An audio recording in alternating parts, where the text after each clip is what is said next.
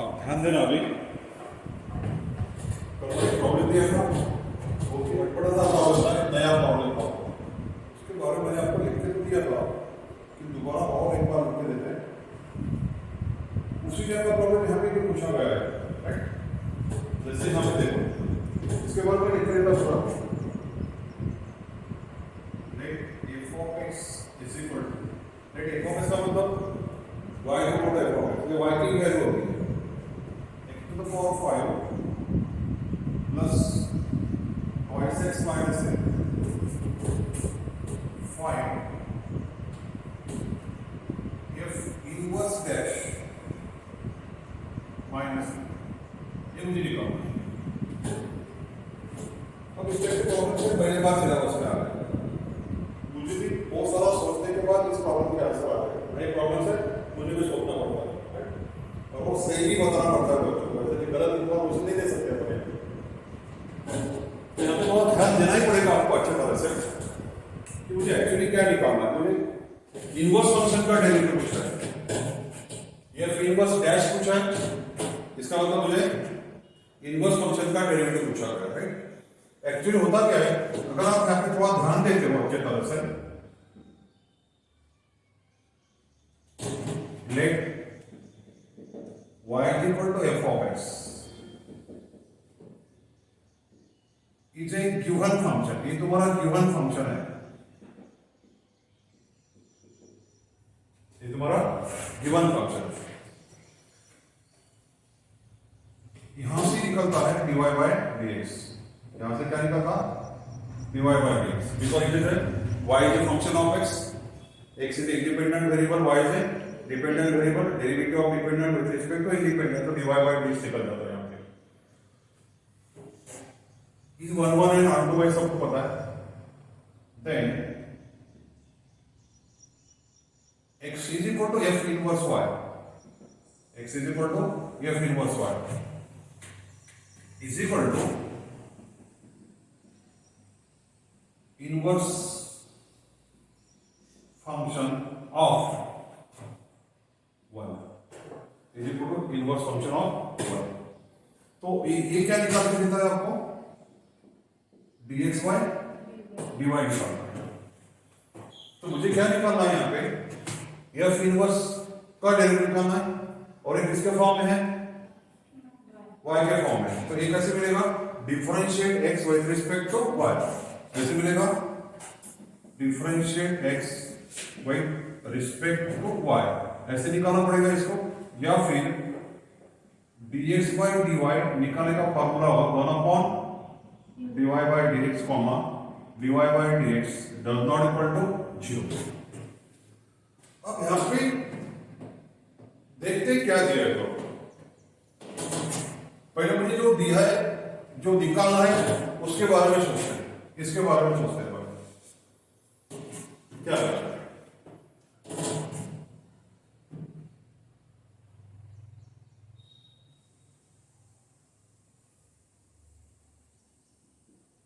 To find f inverse dash minus, ये मुझे निकालना है, f इनवर्स डैश माइनस निकालना है।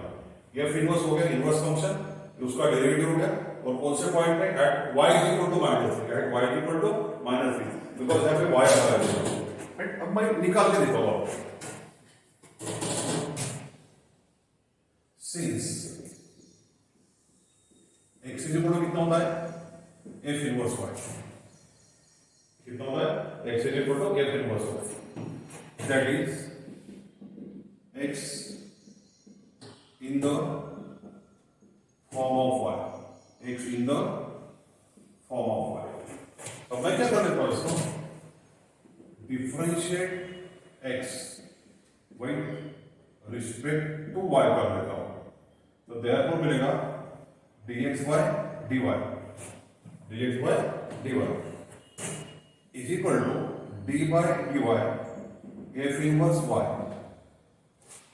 ऐसे लिखेगा, इज इक्वल टू, अगर मुझे इसको डिफरेंशिएट करना है तो इसका डेरिवेटिव मिलेगा f इनवर्स y और उसका derivative into derivative of y with respect to y, बरोबर है।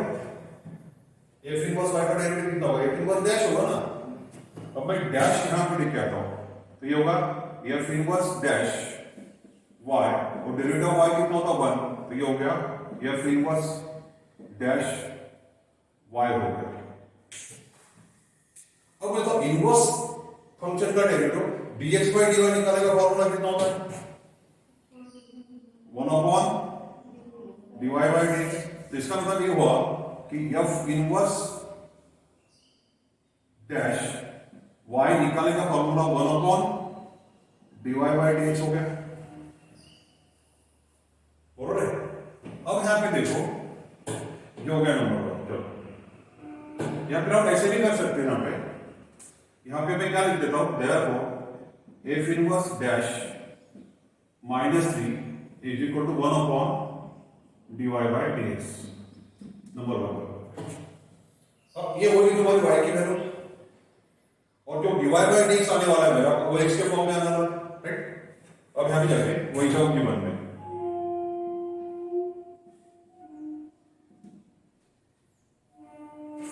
ये जो dy by dx है बेटा, यहां पे अपन f डैश x भी लिख सकते हैं। अगर मैं कोस इसको बिठा दो तो इसको क्या कर सकते हैं अपन,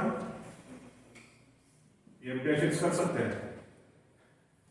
क्या लिखते हैं, since y equal to f of x differentiate y by respect to x, तो देयरफॉर dy by dx कितना होता है, d by dx f of x is equal to f dash x, right. तो ये यहां पे dy by dx में f dash x आ जाएगा, यहां पे नहीं दे दिया मैंने, वो ये होगी 1 f ऑफ x इक्वल कितना दिया बेटा मेरे पास, x to the power 5 plus 0.6 minus 3, बरोबर। Differentiate f of x with respect to x, तो कितना हो जाएगा, ये d by dx f of x हो जाएगा, तो ये हो जाएगा d by dx x to the power 5 plus 0.6 minus 3, तो ये हो जाएगा f डैश x, ये कितना होगा 5 टू द पावर 4 प्लस 2, ऐसे हो जाएगा। अब ये वैल्यू कहां पुट करेंगे, 1 में, ये वैल्यू कहां पुट करेंगे, 1 में पुट करेंगे, पुट इन 1।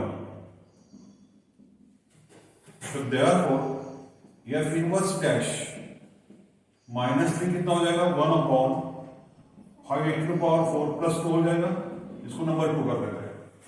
अब इसकी वैल्यू निकालेंगे, मुझे x की वैल्यू चाहिए, इसकी वैल्यू निकालने के लिए क्या चाहिए, x की वैल्यू चाहिए। अपन क्या करते हैं, ये तुम्हारी y की वैल्यू है, और ये तुम्हारा इक्वल टू y है, y है नहीं, एक ऑफ x क्या होता है, y होता है, राइट। इसको करते हैं number 2,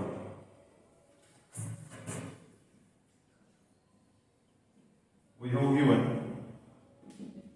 y is equal to कितना दिया, -3, पुट इन इक्वेशन 2, तो कितना बनेगा, -3 is equal to x to the power 5 plus 0.6 minus 3, ऐसे बनेगा। तो ये -3 और -3 कैंसिल हो गया, यहाँ पे कितना बचा, 0 is equal to x to the power 5 plus 0.6, तो यहां से मैं x कॉमन निकाल लेता हूं, यहां पे आएगा x to the power 4 plus 2 is equal to 0, तो यहां पे मिलेगा x इज इक्वल टू 0 और x to the power 4 plus 2 is equal to 0, और x to the power 4 is equal to -2 हो जाएगा, बरोबर है। तो therefore x is equal to 0 और x to the power 4 is equal to -2, और ये जो वाला पार्ट है इसके फैक्टर्स नहीं पढ़ते, बिकॉज -2 किसी का भी पावर 4 नहीं आता, प्लस होता था ना, माइनस किसी का भी स्क्वायर नहीं होता ना, राइट।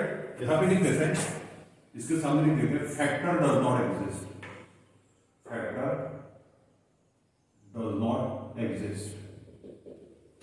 अब एक चीज को कहां पुट करते हैं, यहां पे पुट कर देते हैं, therefore put x is equal to 0 in 2, तो देयरफॉर f इनवर्स डैश -3 कितना मिलेगा, 1 अपॉन 5 इंटू 0 का स्क्वायर प्लस 2, तो इज इक्वल टू 1/2। इतना स्ट्रक्चर ध्यान के छोटे से प्रॉब्लम तो ये कॉम्प्लेक्सेशन बढ़ गए आपके। अब इसको रिकंस्ट्रक्ट कैसे करते हैं? हो सकता है अगर मुझे पता है कि ये -3 है तो पहले मैं एक्सटर्नल निकालूं। ये कैलकुलेशन मैं पहले भी कर सकता हूं। एकदम से इजी स्टेप में क्या करेगा, y को -3 पुट कर देता हूं, जो मुझे f ऑफ x दिया वहां से मैं एक्सटर्नल निकाल कर देता हूं, राइट। उसके बाद मैं क्या करूंगा, मैं इसको डिफरेंशिएट कर दूंगा, f डैश निकालूंगा और ये फाइनल में ले सकते हैं, बाद में ले सकते हैं। तो मैं इसके स्टेप बदला सकता हूं। जरूरी नहीं कि आपने इसी स्टेप से जाना है। मैंने एक स्टेप पहले इसलिए लिख के दी कि मुझे क्या निकालना है ये मुझे पहले पता होना चाहिए। जो निकालना है वो मुझे अगर पहले पता है तो फिर मैं बाद में सोच सकता हूँ मुझे क्या करना है करके कैलकुलेशन में। तो मुझे पहले क्या निकालना था, f इनवर्स डैश, इस इनवर्स फंक्शन का डेरिवेटिव, इनवर्स फंक्शन का डेरिवेटिव और at point y equal to -3। तो मुझे होता x इक्वल to f inverse y, inverse function है आपका, और मुझे इसका डेरिवेटिव निकालना है। तो मैंने क्या KIA, differentiate x with respect to y कर दिया, बिकॉज़ ये y का फंक्शन है, तो dx by dy हो गया। अब f इनवर्स y का डेरिवेटिव कितना होता है, f inverse y dash into derivative of y with respect to y तो 1 होता है, तो ये हो गया f इनवर्स डैश y हो गया। लेकिन dx by dy निकालने का फार्मूला कितना होता है, 1 upon dy by dt। Indirectly f inverse dash y निकालने का फार्मूला कितना हो जाएगा, 1 upon dy by dx। तो मुझे dy by dx चाहिए, लेकिन dy by dx कितना होता है, f dash x, because y equal to f of x होता है। Differentiate y with respect to से dy by dx हो गया और derivative of f of x कितना होगा, f डैश x। तो dy by dx लिया, क्यों होगा f डैश x, क्या फरक नहीं पड़ता आपल्याला, बरोबर। आपण जर कहते f डॅश x तर आपल्याला y नाही दिला ना, आपल्याला काय दिला f ऑफ x।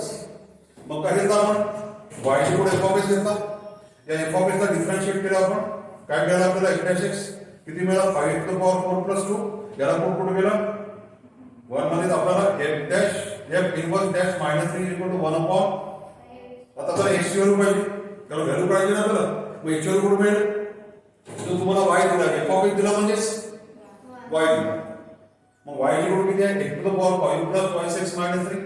इथं काय केलं आपण, y ची व्हॅल्यू -3 ठेवून दिलं, हा -3 कॅन्सल झाला, x to the power 5 plus y6 आला आपल्याकडे।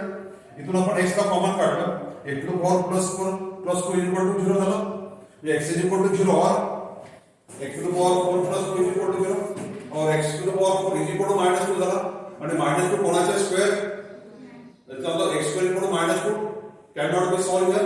मी तुम्हाला मग इथून x ची व्हॅल्यू भेटणार नाही, मग व्हॅल्यू कोणती भेटेल, इथून ही व्हॅल्यू कुठे पुट केली, 2 मध्ये,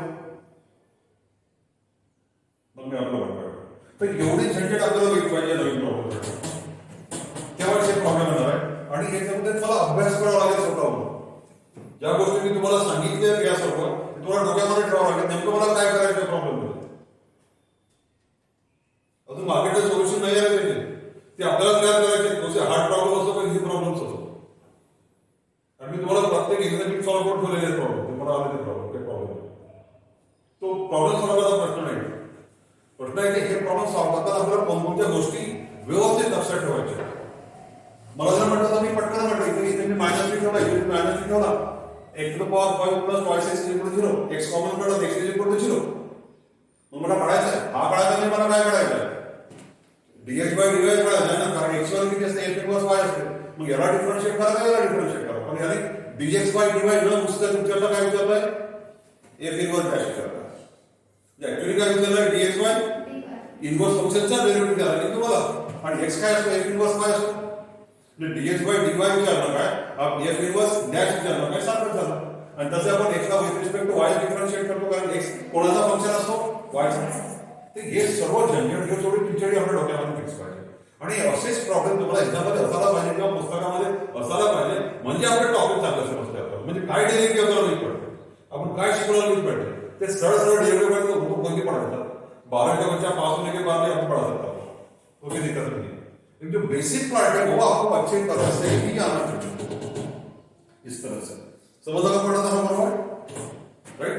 तो एवढे हार्ड प्रॉब्लेम्स एग्जाम मध्ये विचार केले की नाही विचारले, तसं हार्ड नाही आहे प्रॉब्लेम, आपण dx by dy काढून राहिलो होतो ना, dx by dy कसा काढतो, 1 upon काल काढलाच ना आपण, बरोबर ना, पण काल आपण आपल्याला x ची व्हॅल्यू दिली होती, x ची तिथेच पुट ठेवली नाही आपण, मी तुम्हाला एक्सवर न देता वायची यूज करतो, पण वायच्या बरोबर तुम्हाला एक्सवर पाहिजे एवढाच फरक पडला की मग एवढा स्ट्रक्चर डोक्यामध्ये ठेवायचं, पार्ट बीट नाही करत बसायचं.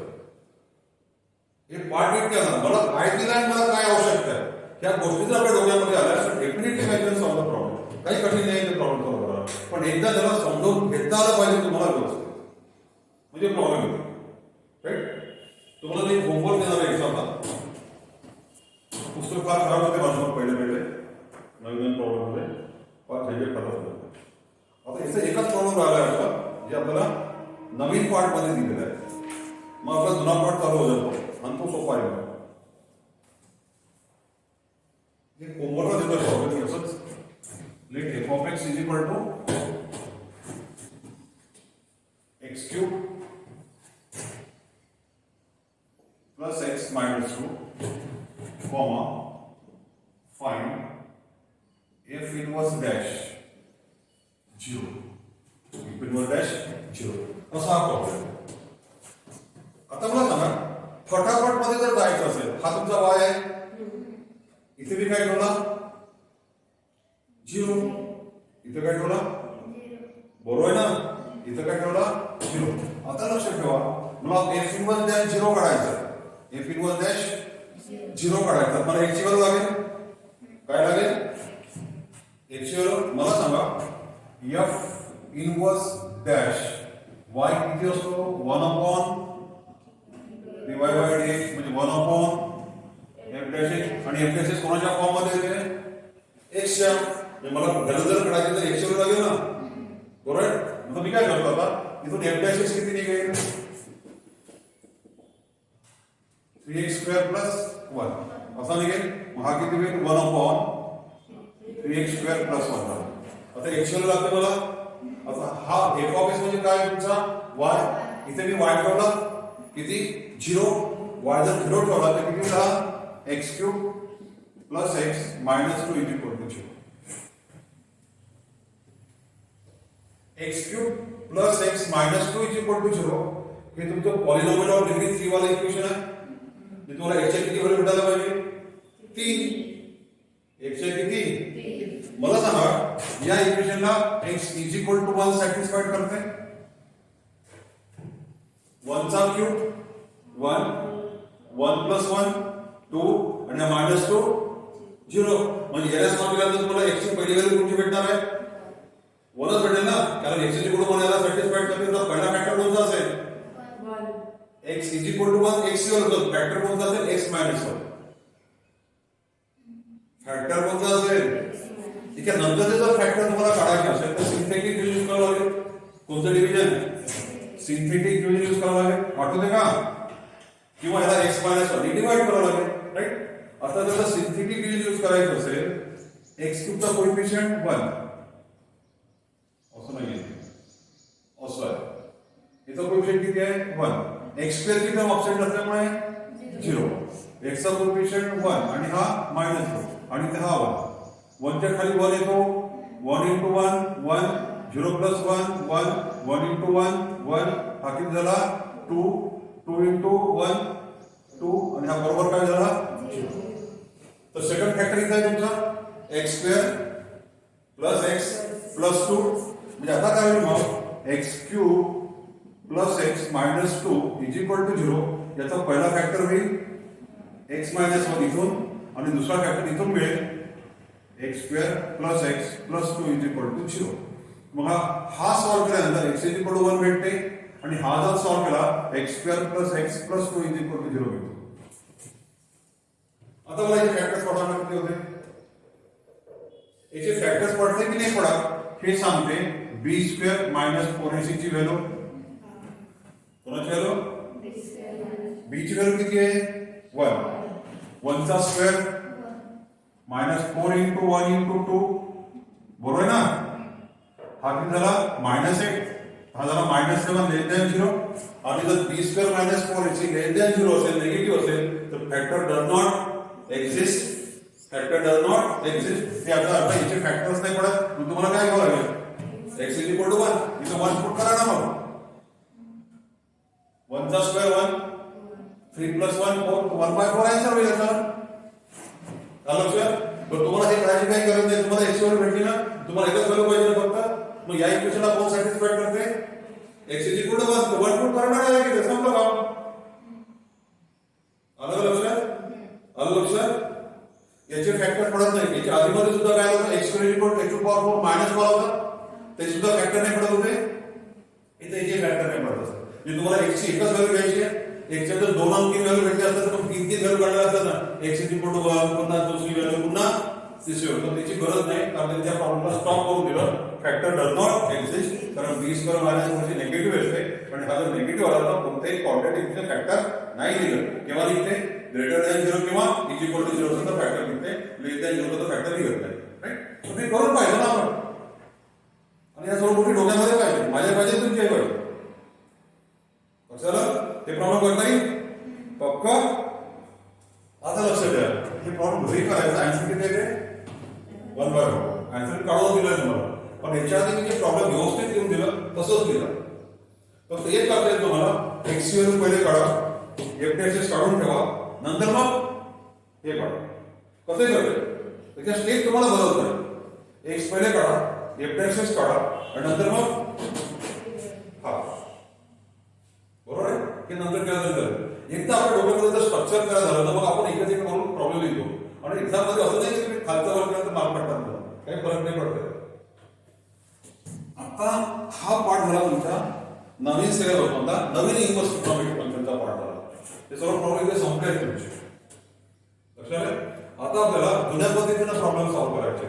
जो जुना सिलेबस होता व त्याचे सुद्धा प्रॉब्लेम चेंज केले पण तो जास्त हार्ड दिला. तर तुम्हाला खूप सारे फॉर्म्युले पाठ करावं लागेल. आता लक्ष द्या. इथं आपण आता प्रॉब्लेम स्टार्ट करतोय. हे होमवर्क आहे तुमचं. हे काय होतं? होमवर्क. आन्सर किती होतं? 1/2. पुस्तकावर चेक करून घ्यायचं. पुस्तकात जर दिलं असं दुसरं कोणतं तर आपलं बरोबर आहे, पुस्तकाचं चुकीचं असं कन्सिडर करायचं. कारण आपण इथं केलेला प्रॉब्लेम आहे. काय म्हटलं मी? पुस्तकात जर दुसरं आन्सर असेल तर आपण बरोबर, पुस्तक चुकीचं समजायचं. बोलून केलाय म्हणजे आपण ते प्रॉब्लेम. आता लक्षात ठेवा. आता आपण स्टँडर्ड फॉर्म्युले डिफाईन करणार आहोत. सर्वात महत्वाचा पार्ट आहे याचा. आता तुम्हाला आठवावं लागेल कोणता पार्ट? इन्व्हर्स ट्रिग्नोमेट्रिक फंक्शनचे domain रेंजचे part.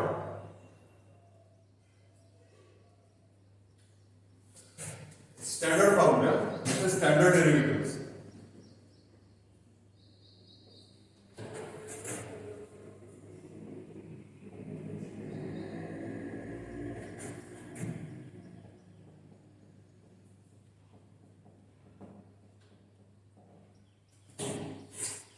Inverse trigonometric function. Number 1. If y is equal to sin inverse x. Y is equal to sin inverse x.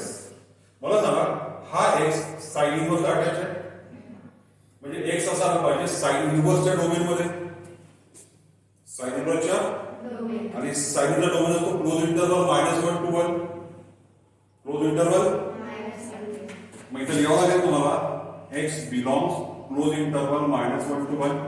That is -1 less than or equal to x less than or equal to 1.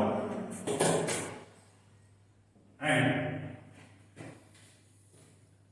हा sin y झाला. हे y कुठं असेल? sin च्या domain मध्ये. आणि sin चा 1 आणि 1 ला डोमेन -π/2 to π/2. म्हणजे हा होईल y belongs close interval -π/2 to π/2. That is -π/2 less than or equal to y less than or equal to π/2. Then show that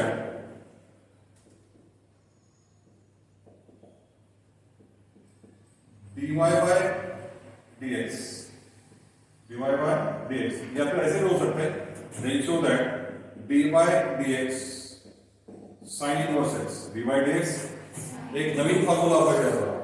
derivative of sin inverse x येणार, derivative of cos inverse x येणार, derivative of tan inverse x, cot inverse x, sec inverse x आणि cos. यात मला ते दोन सोपे आहेत. tan inverse x आणि cot inverse x. तर स्क्वेअर रूट येते त्याच्यामध्ये. जिथे स्क्वेअर रूट येते त्या ठिकाणी मग डोमेन डिफाइन करताना त्रास होतो आपल्याला. हा तो 1 upon in root 1 minus x square, 1 upon in root 1 minus x square. इथं काय दिलं तरी मॉड एक्स लेस दॅन 1 हाच पार्ट आहे आणि हा पार्ट सारखाच असतो. राईट, लक्ष द्या. शो कसं करायचं हा कॉम्प्लिकेटेड पार्ट आहे. तसा खूप कॉम्प्लिकेटेड नाही आहे. तुम्ही इंटरवल वगैरे सोडले ना तर मग हा फार सोपा पार्ट आहे. इंटरवल कन्सिडर करून किंवा त्याचा अभ्यास करून त्याला मेन्शन करून किंवा त्याचं काय मिनिंग आहे तुम्हाला सांगून जर आपण प्रूव्ह करायला गेलो मग मात्र खूप कठीण जाते. इथे जो आपल्याला वाय दिलाय, वाय कुठे बिलॉंग करतोय तुमचा -π/2 to π/2. तुम्हाला जर -π/2 पाहिजे असेल तर तुम्हाला अँगल द्यावा लागेल क्लॉकवाईज डायरेक्शननी. प्लस साठी कुठे लावते अँटी क्लॉकवाईज. तुम्हाला -π/2 पाहिजे असेल तर तुम्हाला निश्चितच काय लागेल उलट फिरावं लागेल ना. म्हणजे असा अर्थ असा होईल, समजा मी या ठिकाणी हा पार्ट घेतला, हा वाला इथं 0 डिग्री घेतला आणि इथे जर मी असा याला फिरवला इथे किती होईल +π/2 90 डिग्री. आणि इथे मागच्या साईडला जर फिरवला हा किती येते -π/2. म्हणजे हा झाला फर्स्ट क्वाड्रंट आणि हा झाला फोर्थ क्वाड्रंट. म्हणजे तुमचे जे ट्रिग्नोमेट्री रेशो येत आहे ते कुठे येत आहे फर्स्ट आणि फोर्थ मध्ये. फर्स्ट आणि साइन कसा असतो फर्स्ट मध्ये पॉझिटिव्ह असतो लेकिन फोर्थ मध्ये निगेटिव्ह असतो. कॉस कसा असतो इथे पॉझिटिव्ह आणि इथे पॉझिटिव्ह. कॉस फर्स्ट मध्ये आणि फोर्थ मध्ये कसा असतो पॉझिटिव्ह. सर्व लिहून दिलं ट्रिग्नोमेट्री